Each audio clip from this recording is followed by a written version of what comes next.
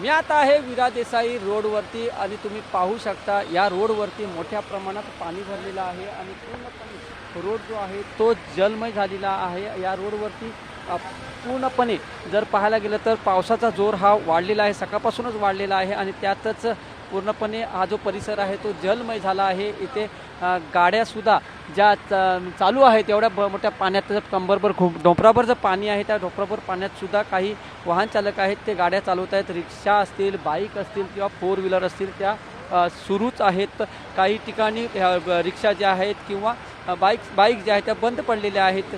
आपला जीव धोक्यात घालून इकडे जे वाहन चालक आहेत त्या गाड्या चालवत आहेत। त्याचबरोबर महानगरपालिकेने 2 पंपसुद्धा बसवलेले आहेत, पाणीचा निचरा व्हावा त्यासाठी पंपसुद्धा बसवण्यात आलेला आहे। त्या पंपाद्वारे जास्तीत जास्त पाणी कसं कमी होईल याकडं महानगरपालिका लक्ष ठेवून आहे। त्याचबरोबर महानगरपालिकेच्या अधिकारी असतील त्या पोलीस प्रशासन इथं सज्ज झालेलं आहे। मात्र जे तरुण वर्ग आहे ते मात्र या संपूर्ण पाण्याची जी मजा आहे ती घेत आहेत। मात्र फोर व्हीलर मात्र आले जे आहेत ते मात्र आपल्या गाड्या ज्या आहेत ते यामध्ये चालवत आहेत।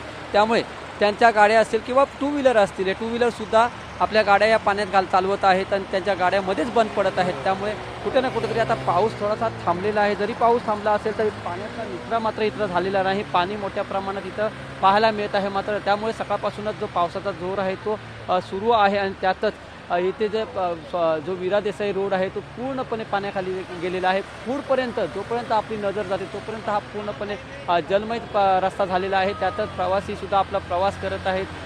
मुलं, तरुण वर्ग असेल किंवा बाईक स्वार हे सुद्धा याच पाण्यातून गाड्या चालवत आहेत। त्यामुळे कुठे ना कुठेतरी हा जो पाऊस आहे तो आता जर थांबलेला आहे, हा जर पाऊस असा सतत पडत राहिला तर पुन्हा एकदा इथे जलमय जी परिस्थिती आहे ती पाहायला मिळणार आहे। त्यामुळे आता मात्र जर पाहायला गेलं तर हा रस्ता पूर्णपणे पाण्याखाली गेलेला आहे आणि सतत जर हा पाऊस आता कुठे थांबलेला आहे, हा जर पाऊस असा सतत पडत राहिला तर मात्र पुन्हा एकदा पूरस्थिती इथं निर्माण होणार आहे।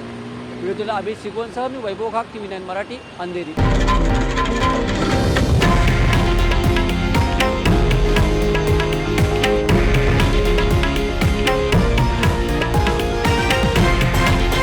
हे आहे देशातील नंबर 1 न्यूज नेटवर्क आणि आपण पाहत आहात TV9 मराठी, एकमेव।